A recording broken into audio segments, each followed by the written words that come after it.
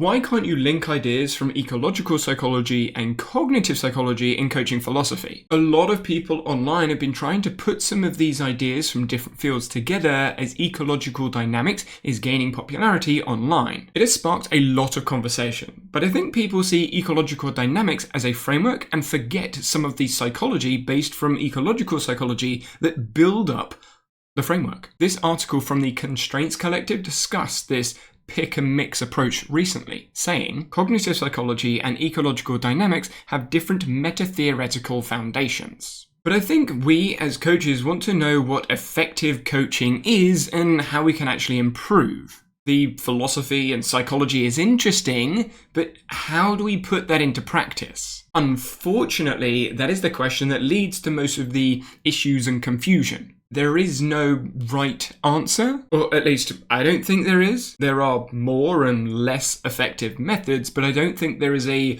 one-size-fits-all instruction manual. If there was, I don't think we would be discussing learning science as much as we do. In a survey shared in the Pick and Mix article, there were coaches and support staff that were asked to respond to some comments. Common principles may be hard to develop due to different philosophical and theoretical positions. The coaches and staff that are responding agreed. Common principles may be easier to develop once there is an understanding and appreciation of different philosophical and theoretical perspectives.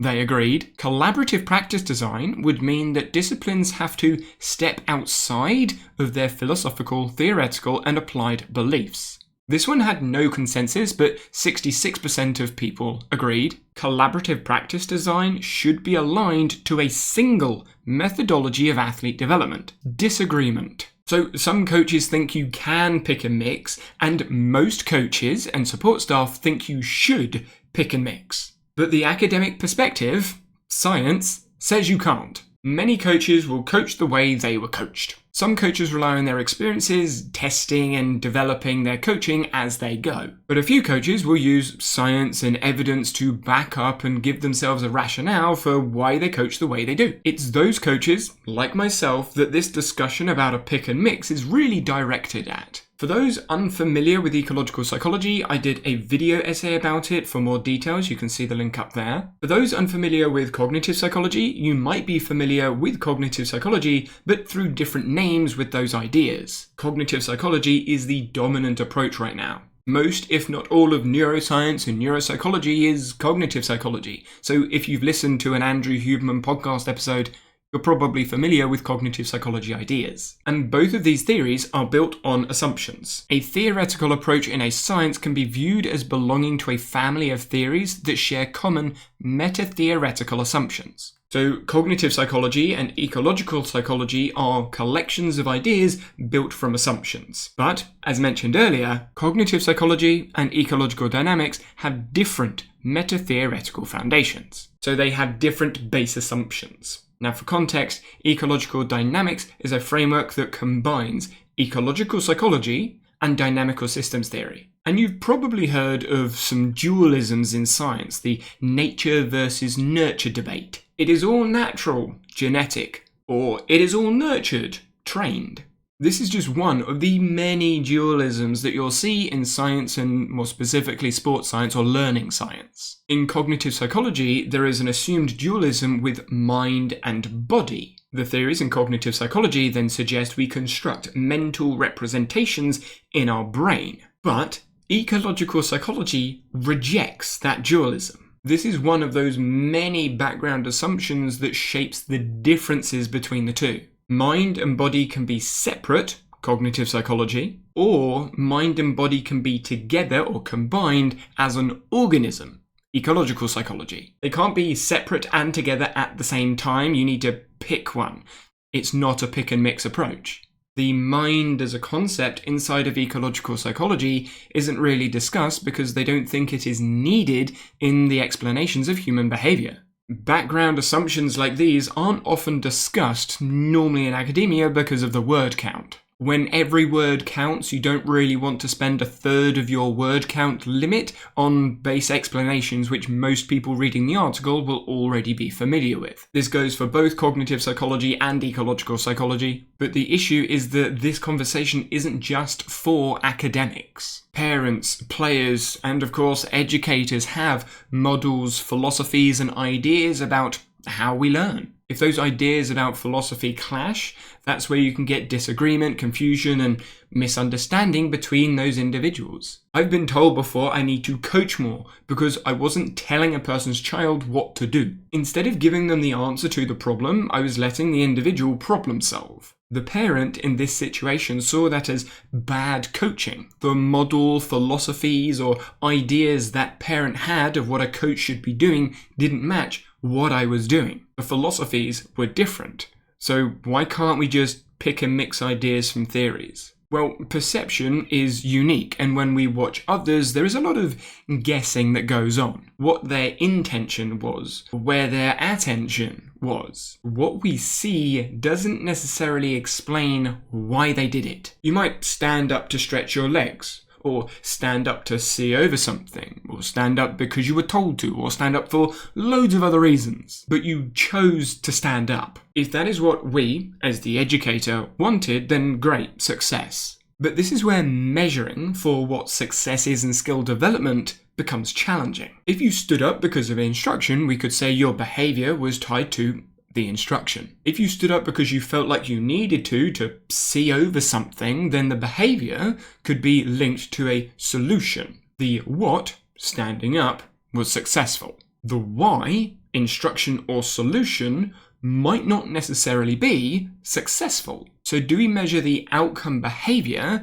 or the desired movement pattern? Following the instructions or finding a working solution? I think the why is what we as educators are more interested in. Why people behave the way they do. It helps us help others. When I coach trampoline, success might be someone landing on their bum and getting back to their feet on the trampoline. But to another coach, that might not be successful because their legs weren't in the right place, their hands weren't in the right place, their knees or fingers were pointing the wrong direction. They might have travelled forwards or travelled backwards or tilted sideways. Success being a correct or desired movement pattern instead of an outcome. But when they land differently on the trampoline, they will need to adjust. If they always land roughly in the same place because they're following instructions, they're less likely to learn to adjust to those other situations. The successful desired movement pattern might not necessarily work in those other situations. But when someone is trying to learn to land on their bum and get back to their feet on a trampoline,